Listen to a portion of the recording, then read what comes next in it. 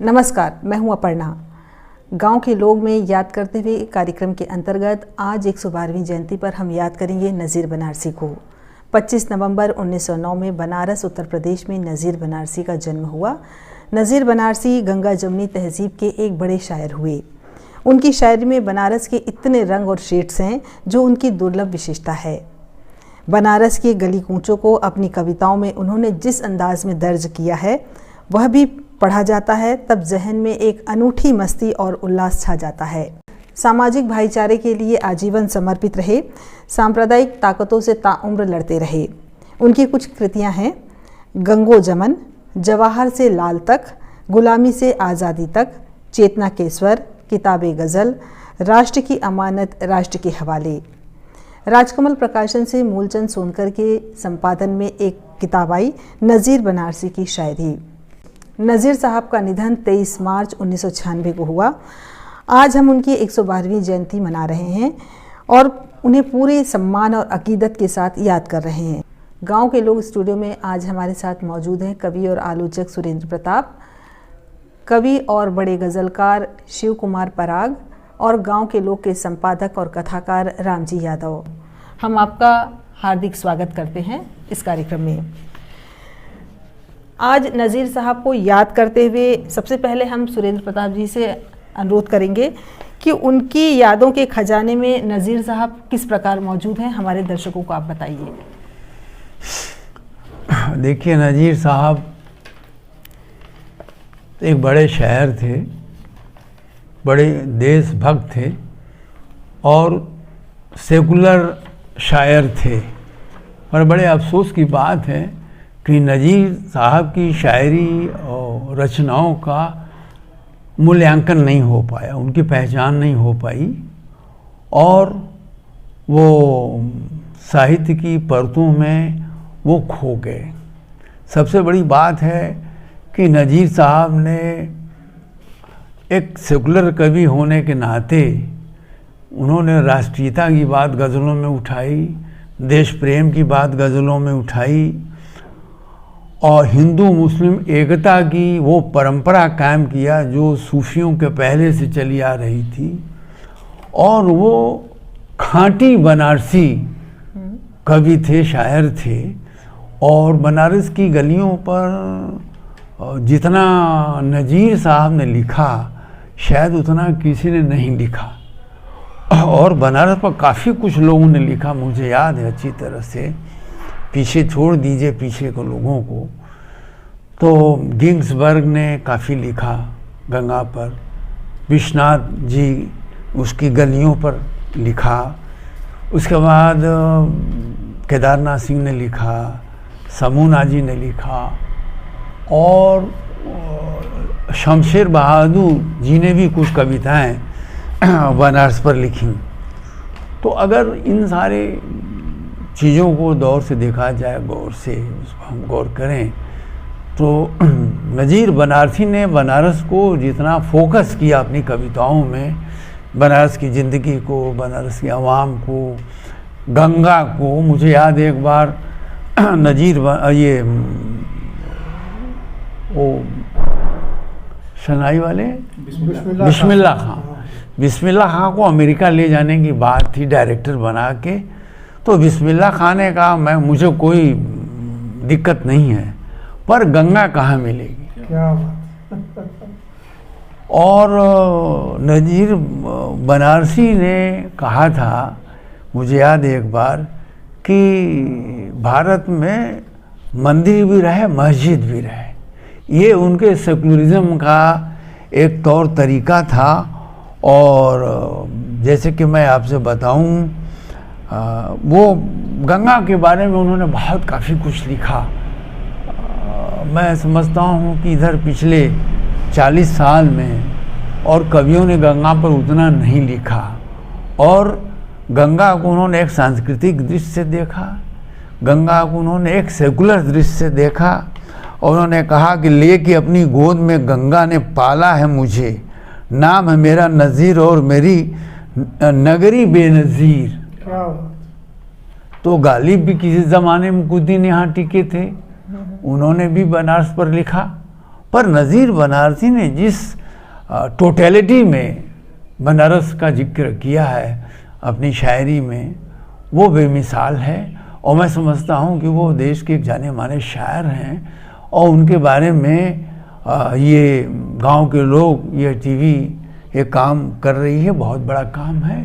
मैं समझता हूँ उससे नज़ीर साहब को समझने समझाने की दिशा में एक बेहतर पहल हो रही है। अपनी कुछ यादें शेयर कीजिए आप। मैं नज़ीर साहब के और करीब आया, दंगा हो गया था और नज़ीर साहब के यहाँ गया। नज़ीर साहब ने कॉफ़ी पिलाई और नज़ीर साहब के घर पर दूसरे दिन मुसलमानों ने ईंट फेंके, खिड़कियाँ टूट गई। शीशे सन की बात है? सन मुझे याद नहीं, बहुत बड़ा दंगा हुआ था। अच्छा, हाँ। तो नज़ीर साहब का बहुत पुलिस पहुंची। उन्होंने मेरे सामने कहा कि अगर 4-5 शीशे टूट गए और वो शीशा तोड़ देने से अगर उनका गुस्सा ठंडा हो गया तो मुझे कबूल है, और शीशे टूट जाएं, लेकिन हम उन पर वार नहीं करेंगे और हम नहीं चाहेंगे पुलिस उनको पीटे, हिंसा हो।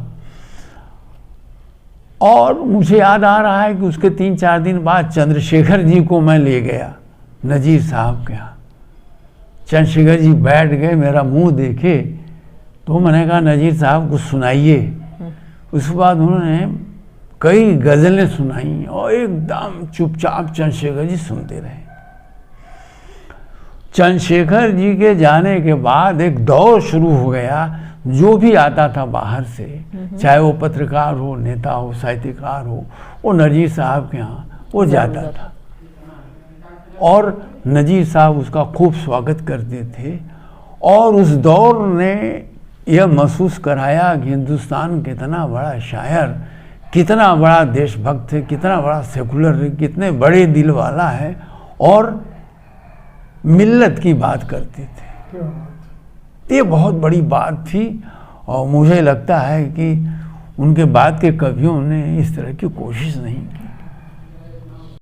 अच्छा, आपके जब पिताजी थे तब नज़ीर साहब आपके घर भी कई बार आए, तो कुछ उस समय की कुछ यादें हैं, आप शेयर कीजिए जरा। एक दौर था कि नज़ीर साहब एक दिन मेरे घर आए, बातें हुई। उन्होंने कहा कि हमने एक अपनी शायरी वगैरह टाइप कराई, उसको आप देखिए और फिर ये छपनी चाहिए। फिर वो एक दिन बाद मेरे घर आए, 400 पेज का टाइप किया हुआ मैटर लिए हुए।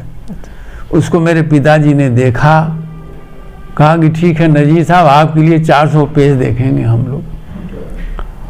फिर मेरे पिताजी ने उसको देखा। उसके बाद नज़ीर साहब मेरे यहाँ आने लगे और मेरे पिताजी नज़ीर बनारसी के यहाँ जाने लगे। ये आने जाने का दौर अच्छा चला और 1 घंटे से नहीं 1.5-2 घंटे बैठते थे लोग और नज़ीर साहब हमारे यहाँ शायरी सुनाते थे और बातें करते थे।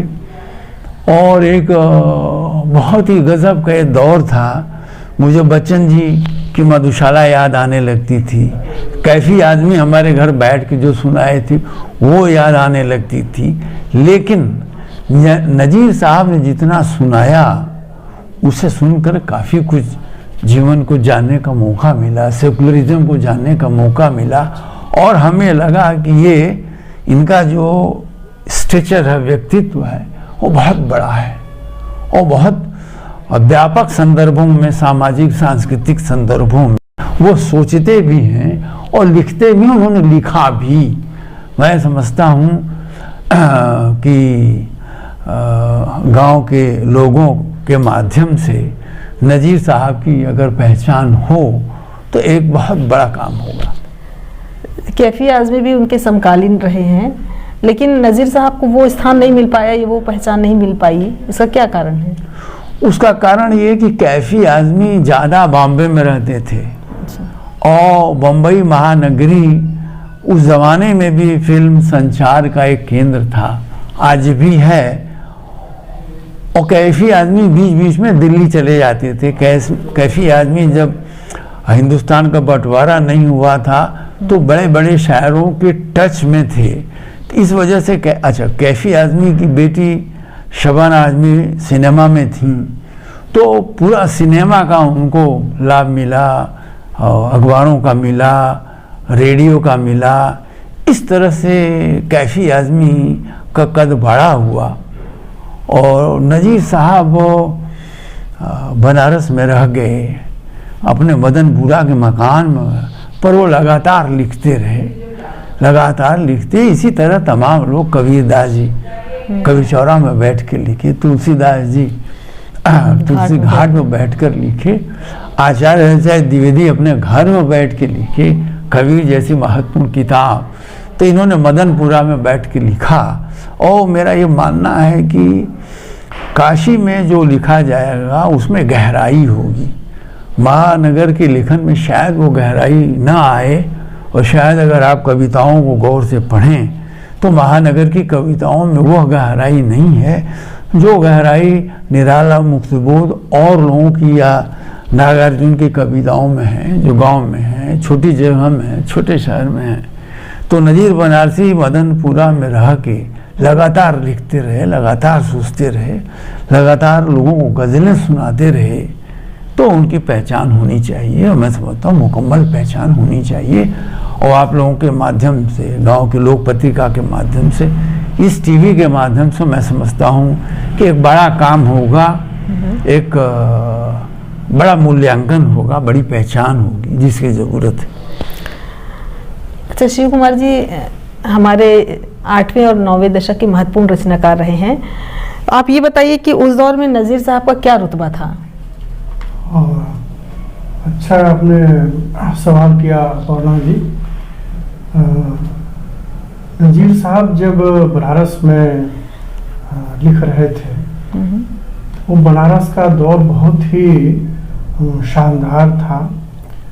उसमें बहुत बड़े आलोचक डॉक्टर बच्चन सिंह जी, शंभुनाथ सिंह जी, और उधर भैया जी बनारसी, हफीज़ बनारसी, हकीम बनारसी, ये तमाम लोग थे और लिख रहे थे। शिवशाह सिंह जी थे।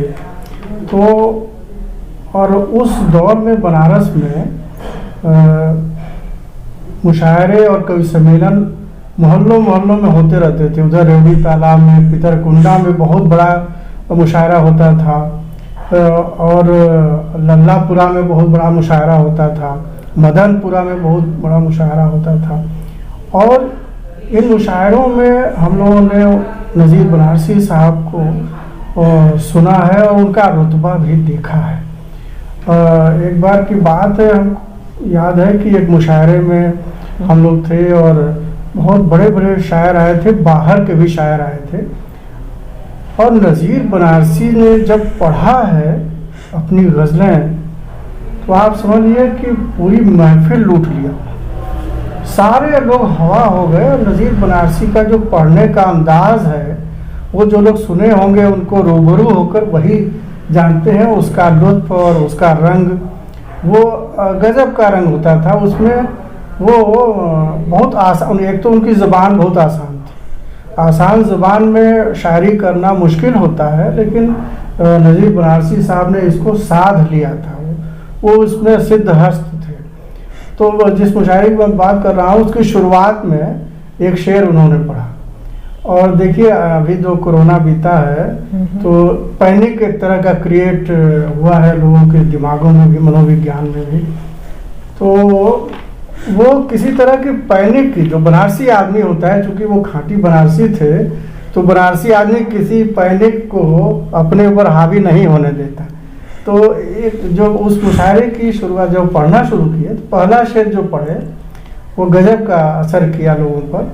तो उन्होंने कहा कि कहते हो मुसीबत आएगी, इसको 2-3 बार पढ़ा। कहते हो मुसीबत आएगी, कहते हो मुसीबत आएगी, आएगी तो देखा जाएगा।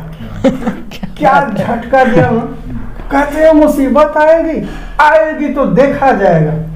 मतलब ये एक शायर का जो उनका जो आत्मविश्वास था और फक्कड़पना जिसको कहा जाए, कि अरे कुछ नहीं, वो जो आएगा देखा जाएगा, लेकिन हम अपनी ज़िंदगी जिएंगे और अपनी राह चलते रहेंगे। जो मुसीबतें आएंगी, समस्या आएंगी, वो देखा जाएगा। फिराक गोरखपुरी बहुत बड़े शायर हैं उर्दू के। फिराक गोरखपुरी ने एक बार कहा था नज़ीर बनारसी के बारे में कि नज़ीर बनारसी की शायरी में भारत की धरती गुनगुनाती हुई महसूस होती है। ये इतनी बड़ी बात कही थी फिराक साहब, जो कि फिराक साहब जल्दी किसी की तारीफ नहीं करते थे, वो कुछ उनका व्यक्तित्व इस तरह का था। लेकिन नज़ीर बनारसी के लिए उन्होंने ये कहा कि भाई ये उनकी शायरी में भारत की धरती गुनगुनाती हुई लगती है। तो ये है। और उस समय के जितने भी बड़े व्यक्तित्व हैं, सबने नज़ीर बनारसी को आदर दिया और ख़ास करके जनता ने बहुत प्यार दिया नज़ीर बनारसी साहब को। और नज़ीर बनारसी साहब बनारस, जिसका डॉक्टर साहब ने जिक्र किया, सुरेंद्र प्रताप सिंह जी ने सही कहा कि वो खाटी बनारसी कवि थे। और जो अंदाज था उनका, जो बनारस की गलियों पर और बनारस की ज़िंदगी पर, रहन सहन पर उन्होंने लिखा। तो जो एक उनका वो उनकी गज़ल है कि हर गांव पे होशियार बनारस की गली में, फितने भी हैं बेदार बनारस की गली में, ऐसा भी है बाजार बनारस की गली में, बिक जाए खरीदार बनारस की गली में। और एक शेर बहुत उसमें अच्छा था कि गर स्वर्ग में जाना हो तो जी खोल के खर्चो, मुक्ति का है व्यापार बनारस की गली में। तो ये उस समय के शायर थे जब नज़ीर बनारसी साहब मंचों पर पढ़ते थे। तो उस बाद में के दौर में कवि सम्मेलन मुशायरों में पंडित श्री कृष्ण तिवारी और चकाचक बनारसी तो बनारसी बोली में ही लिखते थे। तो ये जो गर स्वर्ग में जाना हो तो जी खोल के खर्चो, मुक्ति का है व्यापार बनारस की गली में, ये इसमें जो धर्म के नाम पर जो इस तरह की व्यापार हो रहा है, तो उस पर एक व्यंग है, बहुत अच्छा व्यंग है। मुझे इसको पढ़ता हूँ तो मुझे चकाचक बनारसी की वो बहुत प्रसिद्ध कविता है बनारसी बोली में कि कार्य तेजुआ खोल के वाणी आइल बात जजमान चकाचक है वो। ये लोग बनारस को जीते थे। नज़ीर बनारसी की शायरी में अगर बनारस बहुत गहराई से आता है तो इसका मतलब कि बनारस उनके दिल में गहराई से बैठा हुआ था और बैठा हुआ था, उससे वो अलग अपने को नहीं कर सकते थे। और उन्होंने बहुत अच्छी शायरी की। एक और उनका अंदाज जिसको हमने शुरू में कहा था कि कहते हो मुसीबत आएगी, और ये बेफिक्री का, तो वो एक और शेर उनका मुझे याद आ रहा है कि ये करें और वो करें। वो कुछ अलग ढंग की शायरी करते थे, अंदाज मतलब अभिव्यक्ति का अंदाज है। ये करें और वो करें, ऐसा करें वैसा करें, जिंदगी 2 दिन की है, 2 दिन में हम क्या क्या करें 2 दिन में हम क्या क्या करें, दूसरों से कब तक हम प्यास का शिकवा करें, लाओ तेशा एक दरिया दूसरा पैदा करें, ये उन्होंने कहा। और नज़ीर साहब ने एक और शेर लिखा था कि काशी का मुसलमान है नज़ीर उससे भी मिलिए, काशी का मुसलमान है नज़ीर उससे भी मिलिए, उसका भी एक अंदाज फकीराना नया है। ये वो फकीराना अंदाज के तो शायर थे ही, उनको किसी से कुछ चाहिए नहीं था। और एक उनके पिताजी हकीम थे, बड़े नामी हकीम थे, यूनानी दवाखाना। तो बाद में प्रोफेशन के तौर पर ये भी उसमें कुछ लग गए।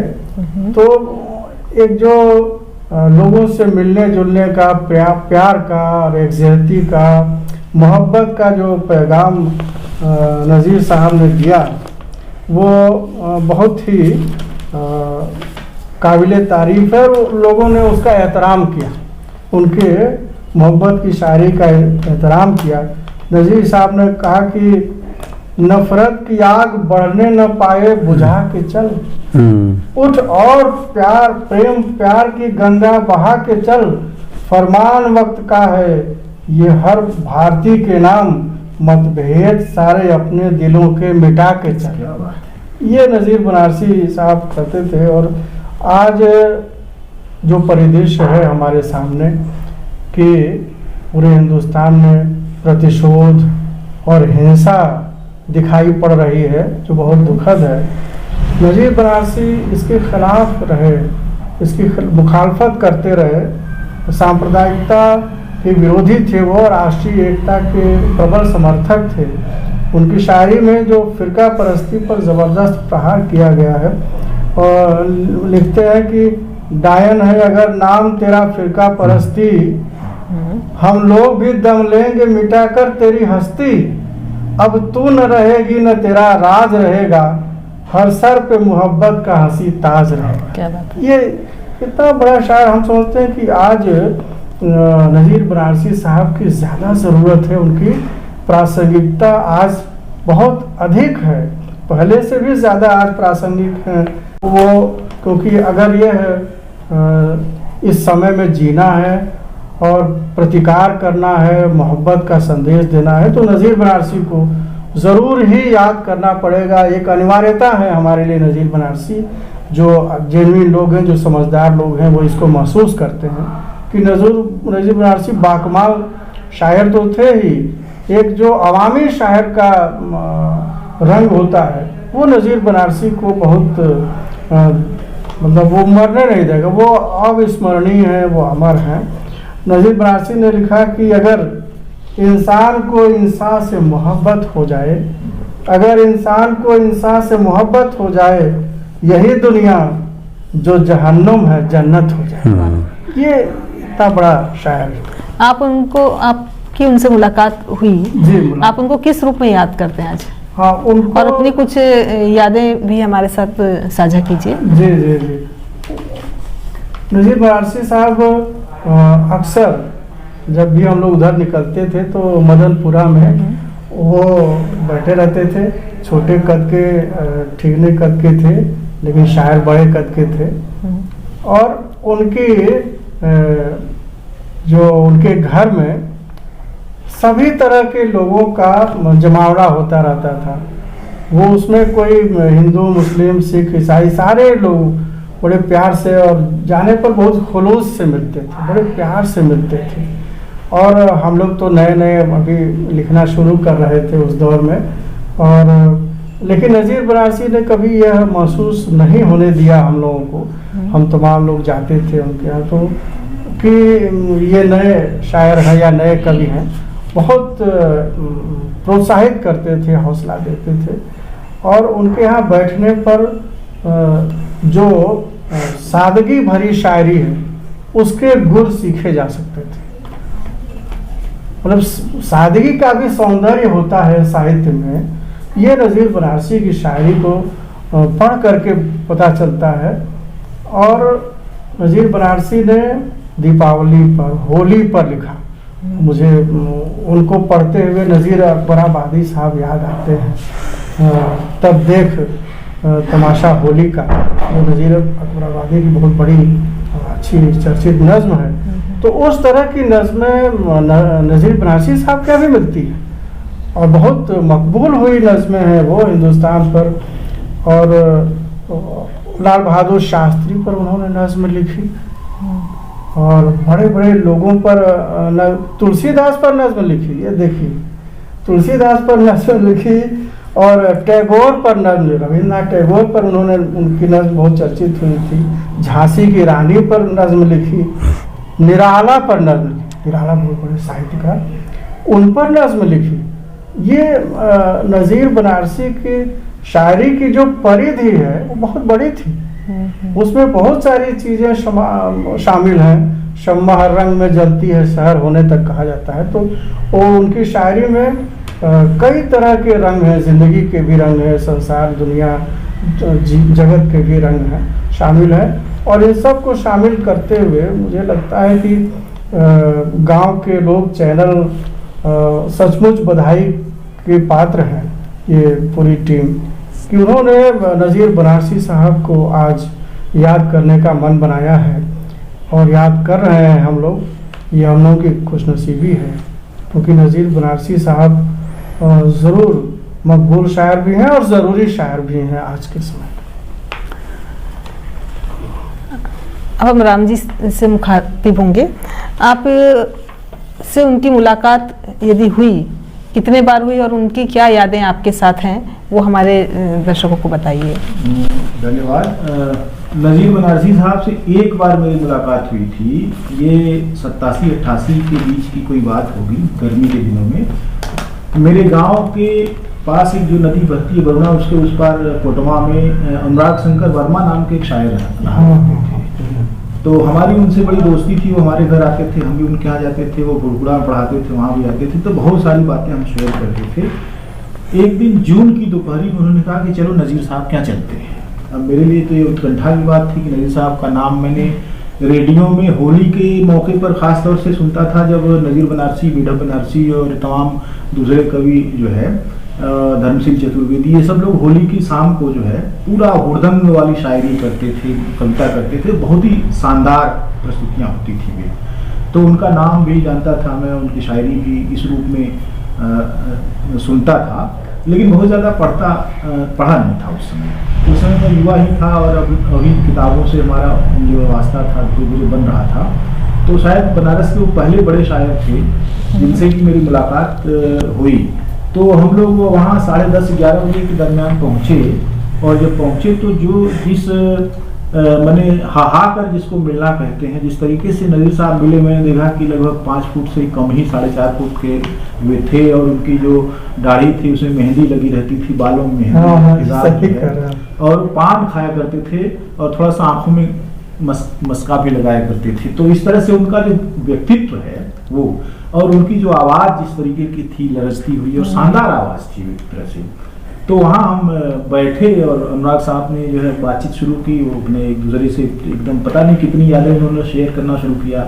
मैं वहीं बैठा था, तो बीच बीच में मुझसे भी वो पूछते थे कुछ कि कहीं मैं बोर तो नहीं हो रहा, लेकिन मेरे लिए तो वो मजे की बात थी। फिर दूसरी चीज़ मैंने देखा कि घर के भीतर से शरबत चला आ रहा है, थोड़ी देर बाद पकौड़े चले आ रहे हैं, फिर जो है चाय चली आ रही है, फिर कुछ और चला आ रहा है। इस तरीके से हम लोग 4 या 5 बजे तक वहाँ रहे।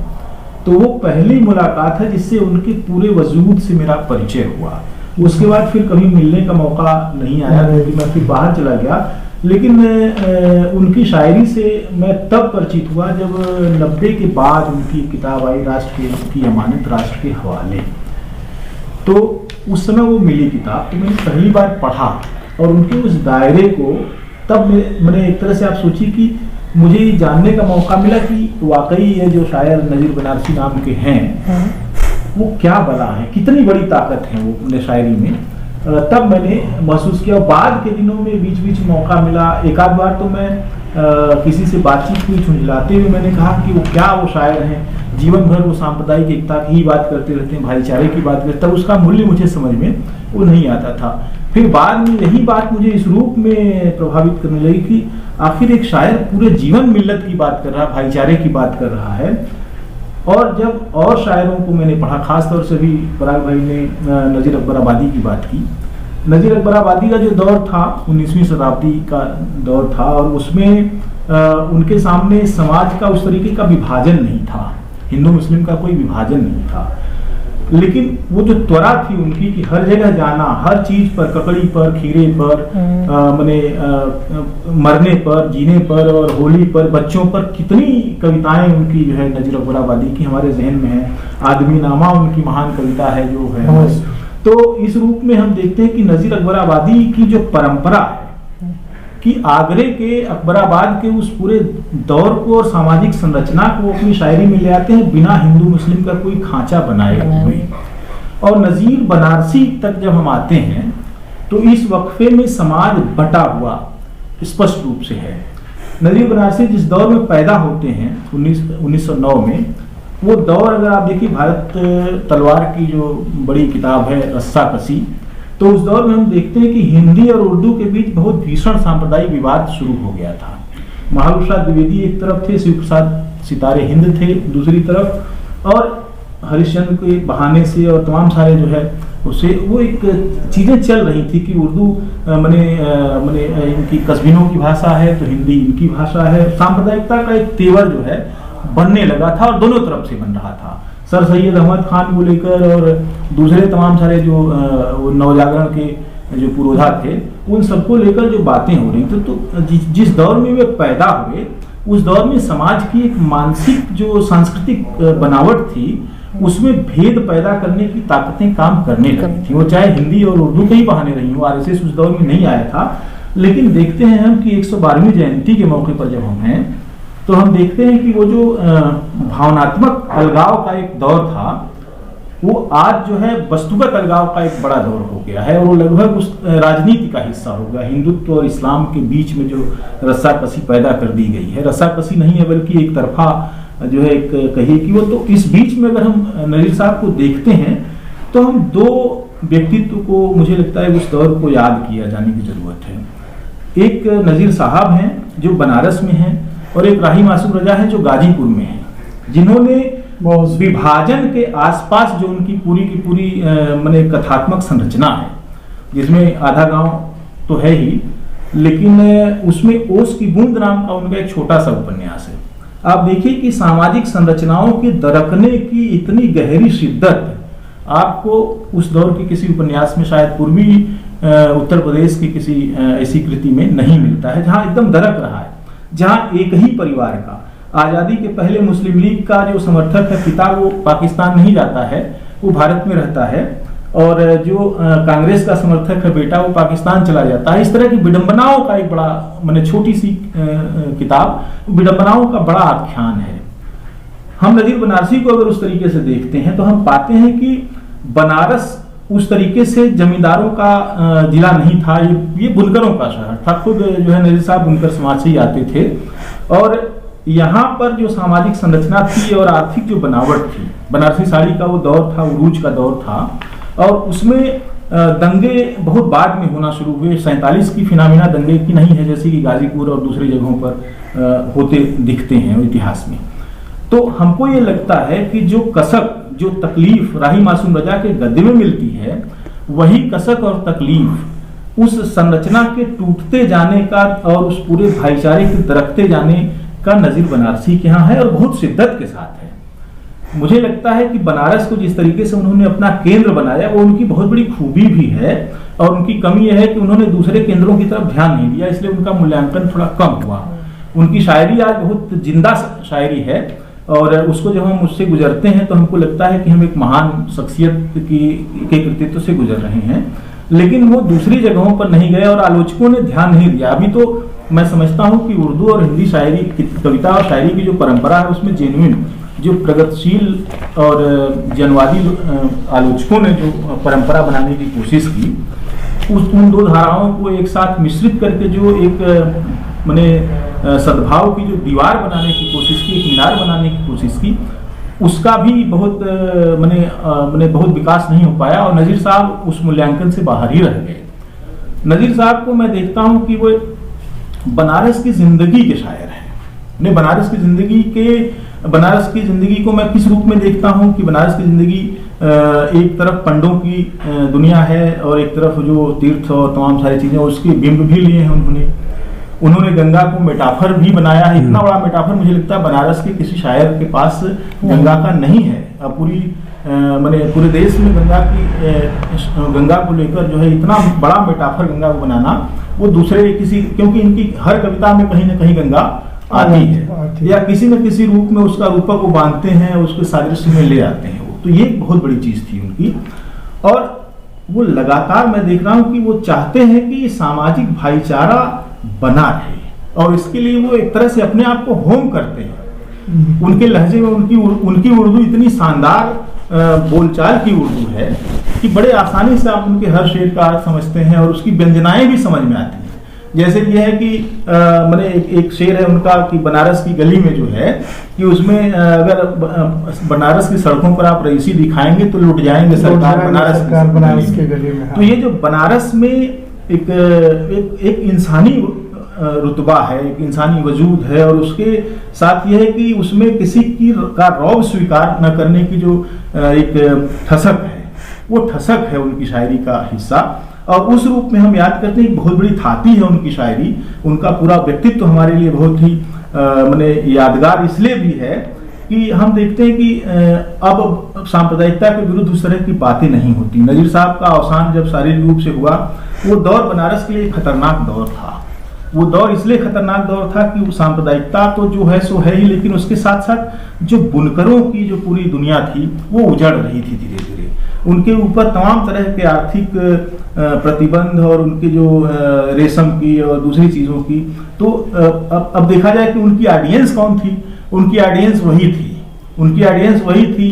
वो नातिया मुशायरों में नहीं जाते थे, लेकिन उनको बुलाया जब जाता था, मैंने एक दो जगह उनको सुना है कि जब वो जाते थे तो शायद उनके बाद कोई पढ़ने की हिम्मत नहीं करता था। इस तरह से वो थे, और किस अंदाज में वो पढ़ते थे, क्या कमाल था उनका, ये बहुत बड़ी चीज थी। और इस रूप में जब मैं उनको याद करता हूँ तो रोए खड़े हो जाते हैं। इतना कि एक याद है, लेकिन वो याद बहुत सॉलिड तरीके से हमारे जहन में है।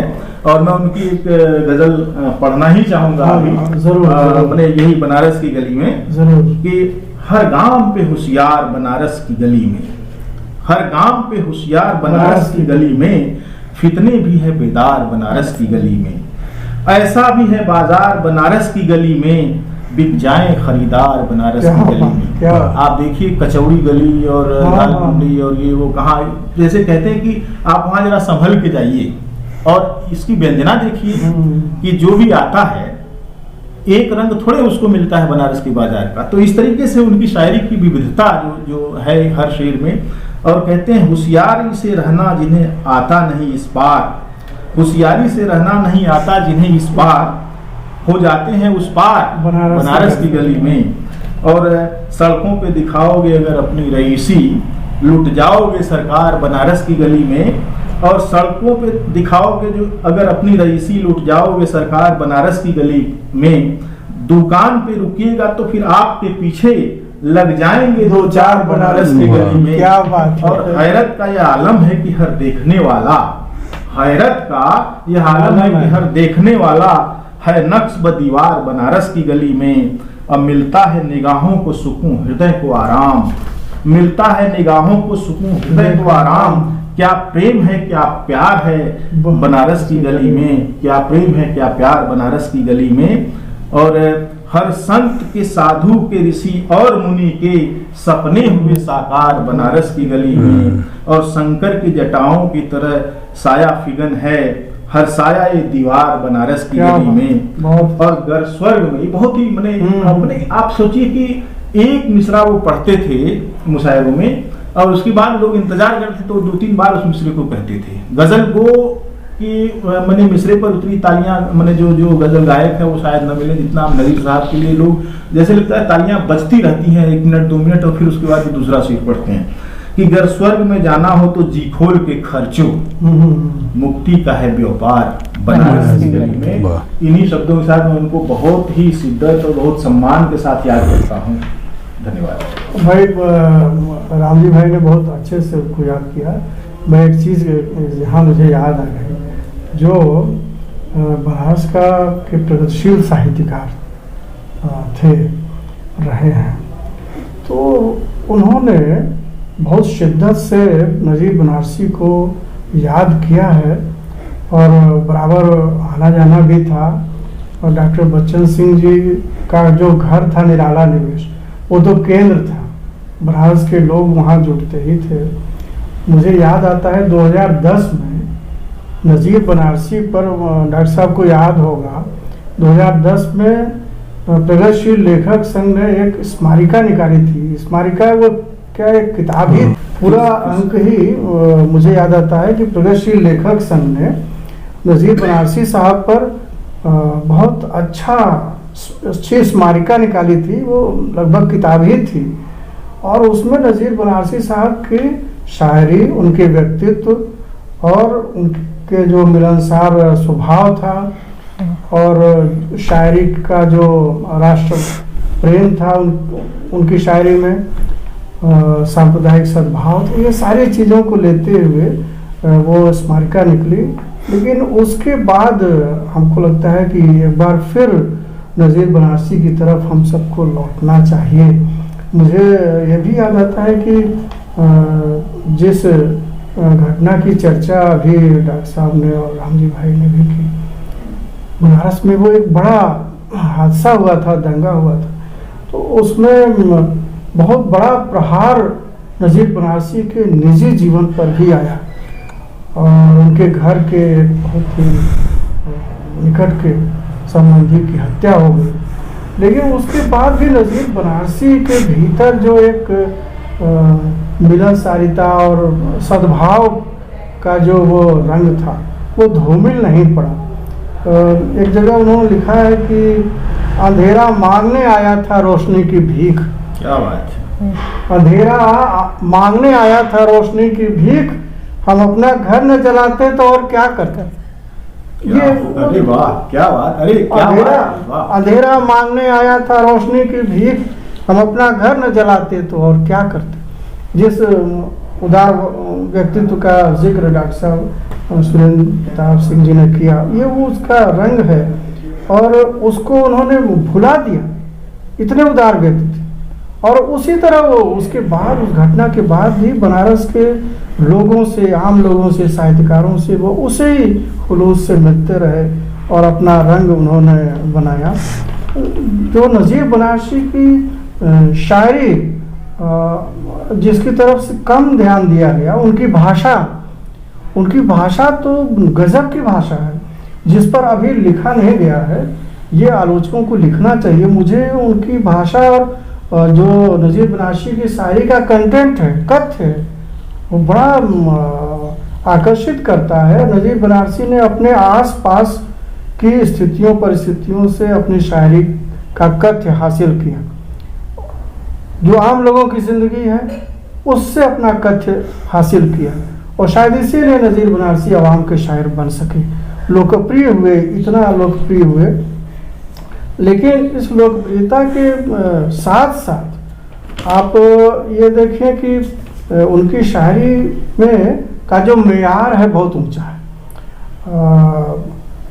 एक उनका बहुत अच्छा शेर मुझे याद आ रहा है कि एक रात में 100 बार जला हूँ और बुझा हूँ। क्या बात। एक रात में 100 बार जला हूँ बुझा हूँ, मुफलिस का दिया हूँ मगर आधी से लड़ा हूँ। क्या बात है। एक रात में 100 बार जला हूँ और बुझा हूँ, मुफलिस का दिया हूँ मगर आधी से लड़ा हूँ। मीर बहुत बड़े शायर हैं, तो उनका दिल हुआ है चिराग मुफलिस का, उनका बहुत बड़ा शेर है, शाम ही से बुझा सा रहता है, दिल हुआ है चिराग मुफलिस का। तो मीर के यहाँ जो चिराग जल रहा है वो एक अलग रंग है। लेकिन यहाँ जो नज़ीर बनारसी के यहाँ जो चिराग जल रहा है, ये हम समझते हैं कि कथ्य और कंटेंट के हिसाब से ये कुछ बहुत संघर्षशील चेतना का शेर है। जब वो कहते हैं कि मुफलिस के दिया हूँ मगर आधी से लड़ा हूँ, तो ये जो बात है उनकी गज़ल और उनकी शायरी में, उनके इस शेर में जो ये संघर्ष की चेतना का स्वर सुनाई दे रहा है, इसे आलोचकों को सुनना चाहिए। और एक और चीज़ मैं अभी रामजी यादव जी जो पढ़ रहे थे बनारस की, वो भी अगर मकबूल हुई है तो उसमें भी आप भाषा के बहुत ही सहज रंग देख सकते हैं। इसकी वजह से हुआ है। सपने हुए साकार बताइए, नज़ीर बनारसी उर्दू के बड़े शायर और लिखते हैं कि सपने हुए साकार बनारस की गली में। क्या लिखेगा कोई, क्या गजब के हिंदू उर्दू का को मिला करके देखना। जैसे जिस गंगा की वो बात करते हैं, गंगा जैसे भाषा ही है, वो प्रवाह था, वो प्रवाह और वो रंग है। देखिए एक शेर उनका देखिए कि सब एक नज़र फेंक के बढ़ जाते हैं आगे। क्या बात है। सब एक नज़र फेंक के बढ़ जाते हैं आगे, मैं वक्त के शोकेस में चुपचाप खड़ा हूँ। अरे क्या बात है, क्या गजब भाषा है। अब देखिए शोकेस शब्द जो है उर्दू का कोई शायर तो शायद ही प्रयोग कर सके, लेकिन नज़ीर बनारसी जो है वो कितनी खूबसूरती से उन्होंने वो शब्द को रखा है, और ये शायर की काबिलियत है और खूबसूरती कि सब एक नज़र फेंक के बढ़ जाते हैं आगे, मैं वक्त के शोकेस पे चुपचाप खड़ा हूँ, जो कहना हो कहिए कि अभी जाग रहा हूँ। क्या अदा है देखिए शायरी, जो कहना हो कहिए कि अभी जाग रहा हूँ, सोऊंगा तो सो जाऊंगा दिन भर का थका हूँ। क्या बात है। बोलती हुई शायरी है ये, बातचीत करती हुई शायरी दिख रही है कि सोऊंगा तो सो जाऊंगा दिन भर का कोई थका, बनावट नहीं, कोई बनावट नहीं। और देखिए दुनिया का कोई हादसा खाली नहीं मुझसे, दुनिया का कोई हादसा खाली नहीं मुझसे, मैं खाक हूँ, मैं आग हूँ, पानी हूँ, हवा। वाह, क्या क्या देखिए कितना फ्लो है, कितना प्रवाह है शायरी में कि मैं खाक हूँ, मैं आग हूँ, पानी हूँ, हवा हूँ, और मिल जाऊंगा दरिया में तो हो जाऊंगा दरिया। शेर देखें, सिर्फ इसलिए कतरा हूँ कि मैं दरिया से जुदा हूँ, सिर्फ इसलिए कतरा हूँ कि मैं दरिया से जुदा हूँ, और बुझा है दिल भरी महफिल में रोशनी देकर। बहुत अच्छा शेर एक सुना रहा हूँ कि ये नजीर बनारसी साहब हैं। देखिए कि बुझा है दिल भरी महफिल में रोशनी देकर, मरूंगा भी तो हजारों को जिंदगी देकर। ये नजीर बनारसी, ये नजीर बनारसी, सही बात। और इसके लिए हम आज ये कहना ज़रूर चाहेंगे गांव के लोग चैनल पे याद करते हुए नजीर बनारसी साहब को कि हिंदी और उर्दू दोनों के जो आलोचक हैं और बड़े साहित्यकार हैं, उनको नजीर बनारसी की शायरी के इन रंगों, इन आहंग की ओर देखना चाहिए और इसको आलोचना में लाना चाहिए, उस पर बात होनी चाहिए, उस पर लिखा जाना चाहिए, उस शायरी की भाषा पर, उसके कथ्य पर, उसके संदेश पर फिर से विचार होना चाहिए। बहुत बहुत धन्यवाद। आप लोगों का बहुत बहुत धन्यवाद कि यहाँ आए और याद करते हुए कार्यक्रम में नज़ीर साहब की 112वीं जयंती पर हम उनके जीवन और उनकी शायरी पर बात किए। उम्मीद है आपको ये कार्यक्रम अच्छा लगा होगा। अपनी राय से हमें ज़रूर अवगत कराएं और गांव के लोग चैनल को सब्सक्राइब करें। धन्यवाद।